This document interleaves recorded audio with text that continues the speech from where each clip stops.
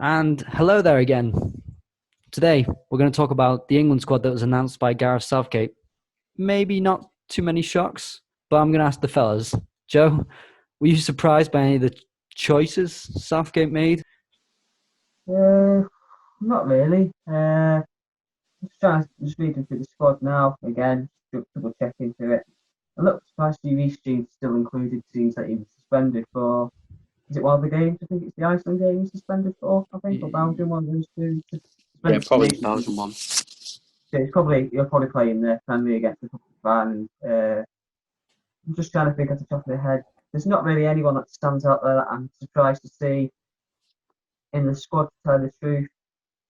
But I don't know, obviously Trent Alexander-Arnold in this squad, he won't be in there because he's done his calf injury, he's out for 4 weeks. So I don't know, the squad's just pretty much as expected, really. It's nothing really stands out to me, nothing excites me in that squad. When But then when's the again, last thing the squad to excite you? The England national team doesn't excite me anymore. Used to years ago, you had the Gerrard, Lampard, Beckham, Scholes, Rooney, Owen, all that lot, and then as I've got older, I don't know, the interest has just died down a little bit. Do you know what? Yeah, there is one player in the squad that I'd say is a lucky boy, and that's Harry Winks, because he's barely played for Spurs, and I'd be right. I'm going to say a little bit of a left field shout. Maybe Jude Bellingham might have been unlucky not to be in this squad.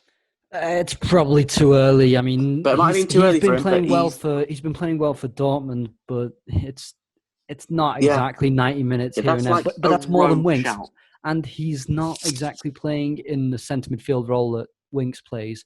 Winks plays a deeper role. Jude Bellingham has gone a bit more further forward in support of, next to Reina and behind Haaland. And Yeah. it's more of an advanced role. So maybe Southgate looks at it and thinks that's more of another luxury player like Jack Grealish in the squad. And no. I like Jack Grealish, but you know that Southgate is thinking that he's a luxury player. That's No. Southgate doesn't like Jack Grealish. Yes. Every time he gets asked about Jack Grealish, he turns it on Mason Mount. I reckon he's only picking him, one, because Jack Grealish is balling out in the Prem. And two, if he doesn't pick him, everyone's going to be on his fucking back saying, why aren't you picking, arguably, probably, apart from Harry Kane, England's most informed player? Yeah. I mean, it's really underwhelming, isn't it, this squad? I mean, I look at the goalkeepers as well, and you think Pickford will start. Southgate's comments of like no England goalkeeper at the moment can challenge him. I thought, God, you really must love Pickford. And then, like, when you think about it, you're thinking, going, damn, he's right. Because Pope's been poor at Burnley. Dean Henderson's not getting a sniff at United. Then you look at the under-21s, because I've got their squad up at the moment. Brandon Austin at Spurs, he's never played a minute. Aaron Ramsdale, not good enough. Not good enough at all. Sorry. Ramsdale. I like Ramsdale, and I think he's had really good matches that have gone under the radar, but I do think it's early as well for him. I'm not saying he should be in the squad, but I mean, Henderson, Pope, they can all count themselves a bit lucky. And even when you look, who will become the England's next goalkeeper? Who's the next generation of goalkeepers? It's not there.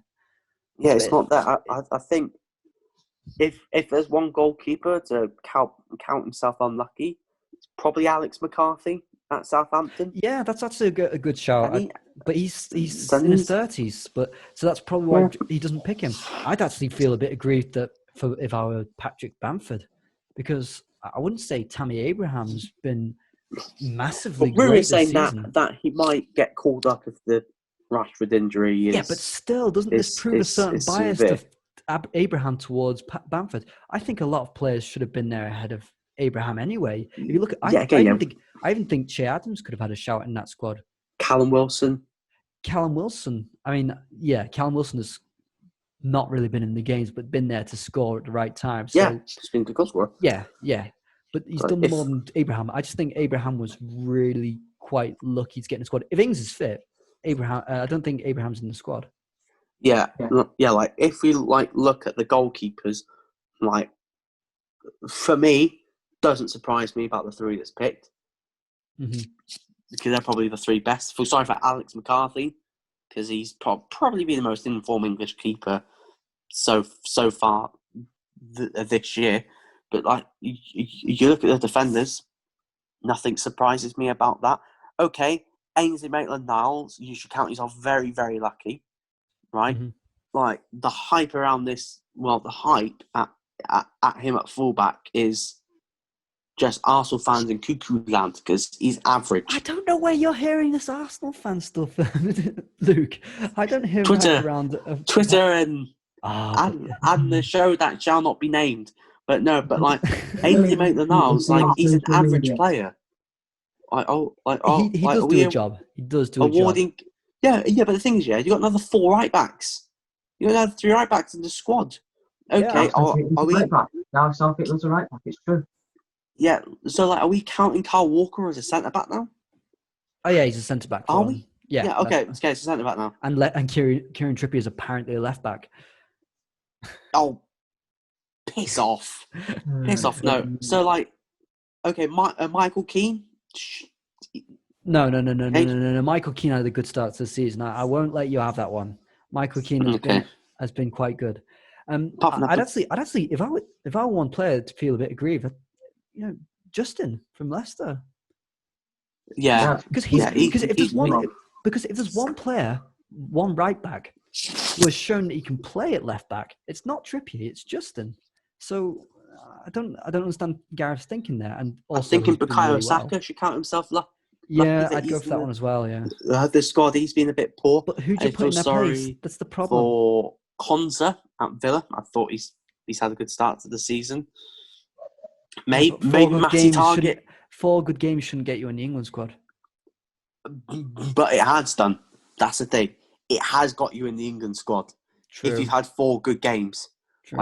Like Mason Greenwood, he had a few good games and he's in the England squad. So it does happen. But it's redemption for Phil Foden, but not for Mason Greenwood. Yeah. Like if you're looking at the central midfield options, you've got Hendo, you've got Jordan Henderson, Declan Rice, Mason Mount, Harry Winks, James Ward-Prowse, and Phil Foden. And if you're looking at that, you're probably thinking with the injuries, that's probably the best selection of midfielders. Like Harry Winks is probably the only one that goes in there thinking, "Fuck, I don't deserve to be in there." If Calvin Phillips was fit, Winks is not in that team. So, I mean, Joe, how would you? I mean, I'm a bit underwhelmed by this whole England backline. How would you start? I mean, from goalkeeper to the 4 at the back or the 5 at the back, how would you start if you were Gareth Southgate? How do you think you would start, and how do you think he will start against the next game against Ireland? So it's obvious that he's going to go for the 3 at the back again, or 5 if you count the wing back, something that he did at the 2018 World Cup. Sort of worked there, and it caught everyone by surprise. I think that's why it mainly worked. But now I'm just a bit tired. I think he just needs to go back to the 4 at the back. It's like trying to shoehorn players into positions that they shouldn't really play. Kyle Walker is a centre back. He's actually a right back by trade and not a massive fan. I presume he's just in there as like a sweeper for the pace. I wouldn't be surprised for the Ireland game, friendly, that he doesn't have a little bit of an experimentation in the goal position and maybe plays Pope, just give him a cap and see how he does. I'll probably swap the goalkeeper about 1 on each half, but the actual competitive game against Iceland and Belgium, he'll probably start. Well, he's obviously going to start Pickford. He'll have Walker, maybe Cody Maguire. I know Maguire is suspended for one of the games, but for the other game he's not, so you'd have Maguire back for that one. Well, Maguire will only be suspended for one of the international games because it was 2 yellow cards. I don't know how it is for Reece James, but yeah, Maguire will only be suspended for one game, which is Belgium, if I'm not wrong. He could be available for Ireland. Sorry, yeah, it's Belgium. Yeah, that's the one he's suspended for. Yeah, so obviously Maguire won't be served suspension. He'll come in, and then obviously you're gonna have Trippier on one side. The question is, who do you have on the other? Ben Chilwell. I'd have Chilwell as left back and Trippier at right back, but you just don't know Gareth Southgate. He played Trippier at left back last time out, and it just I just don't like it. I don't like the right back players. When you've got left-footed players that can play that position, why play a right-footed player there? It just doesn't make sense for me. Jordan Henderson's definitely got to be in there in midfield. I would play Jack, but Southgate's not going to do it because, as you said, he's fast as a luxury player. Well, Jack Grealish plays on the wing, and if Rashford's fit, he doesn't. Like Mason Mount starts ahead of him on the wing. But Southgate did put him in midfield in one end of the game match, so it's not an impossibility. Luke, who would you put? I mean, there's actually a lot going up forward, going up front. Who would you put in that attacking line? How would you try and attack either Ireland or Belgium in the next match?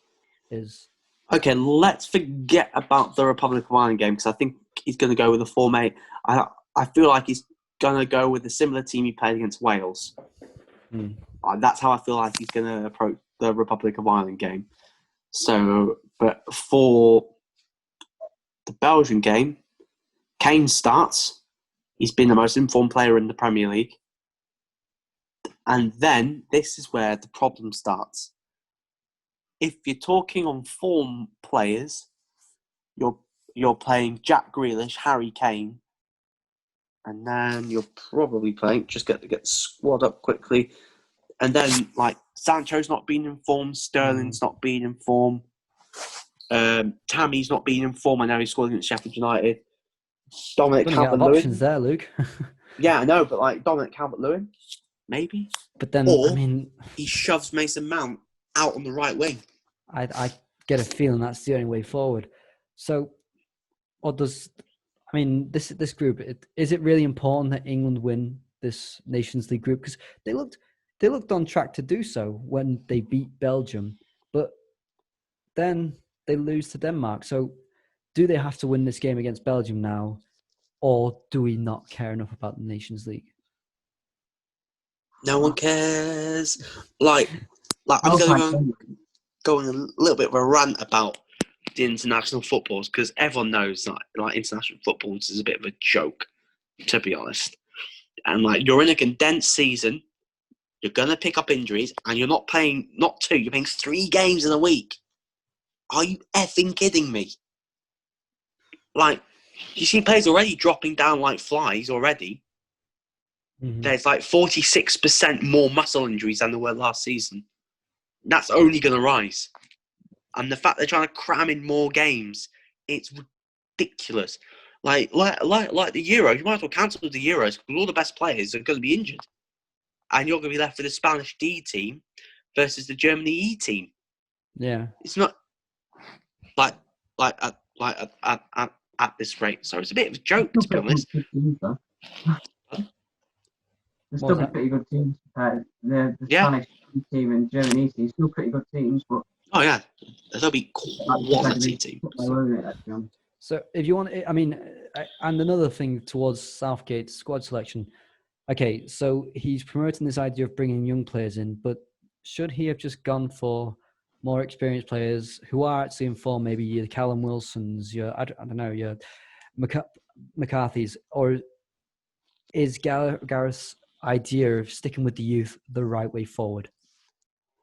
I think he's sticking with who he trusts, and I feel like with the striker ones, it's sort of a toss of a coin, really, about the strikers they've picked because they're all similar type of strikers, apart from Harry Kane, who's like the elite striker, like. Abraham and Calvert-Lewin are basically the same type of player. Yeah, I said this to you on the group. Whatever Abraham can do, Calvert-Lewin can do just as well, if not better. So, what do you think, Joe? Do you think it's positive to stick with the youth, or should Gareth Southgate just said, let's go with the experienced players now who will get a job? Even I've heard talks he was talking to Jamie Vardy to come out of retirement at the end of the season. Depending on how Jamie Vardy, right? I will not be rushing back to play for England because Southgate doesn't rate him. Come on, he plays him out on the wing. Like, if I'm Jamie Vardy, I'm going, no way am I getting out of international retirement just to play 10 minutes at the end of games. Like, if you're any of the forwards, you're going, fuck, I'm in 10 minutes. And I'm going to end up on the right wing or on the left wing, not up front. Because Southgate has his favourites. And he's stubborn and he'll die by the sword of... Everyone was saying Pickford's got to be dropped. But yes, he does, but there's no better person, because for England, he doesn't let himself down. But sorry, his Everton form is now creeping into his England form. He didn't look good last international break. I thought he was shaky, but since there is a lack of quality English players in certain positions, like goalkeeper, like probably central midfield as well, because that central midfield lot didn't fill me with any type of excitement, like at all. I thought it was very the same type of players. Yeah. Southgate's going to die by that sword. So, but at least I'm not seeing Fabian Delph in the squad. That would have peeved me off even more if I saw Fabian Delph making a return. So I'm just going to ask you, who do you think is going to... what do you think the score is going to be against Ireland and against Belgium? Joe, you go. I think against Ireland, England will win. Iceland can see a draw and Belgium can see a defeat. So right across the board there, I don't think... I know it sounds like you just picked them up that, but no, genuinely, I think we'll beat Ireland. I think there'll be experimental from both sides, and I think England will get the result there. It'll be a close game, something like 2-1. Iceland probably a draw, because looking at the way that we played over in Iceland, we weren't good enough, and we were looking to scrape away with a 1-0 win. And Belgium are very good at home, and like I said, this squad doesn't fill me with any confidence, to be honest. So I think it's a Belgian win all over. You, Luke? I think we'll beat Ireland. I think we'll the Republic. I think it'll be the same as the Wales game. To be honest, because I've not seen the Irish team. They have major problems. Belgium, you know what? I fancy us beating Belgium, just because Martinez is a crap manager as well as Southgate. And I thought England was super lucky to get anything out of the Belgian game. And I feel like that we might be able to do Martinez again. And for the Iceland game, it will probably be his stinker 0-0 draw. Okay, because England always can drop one of them. Yeah, true.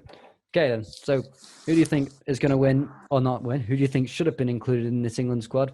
Let us know. Thank you for listening.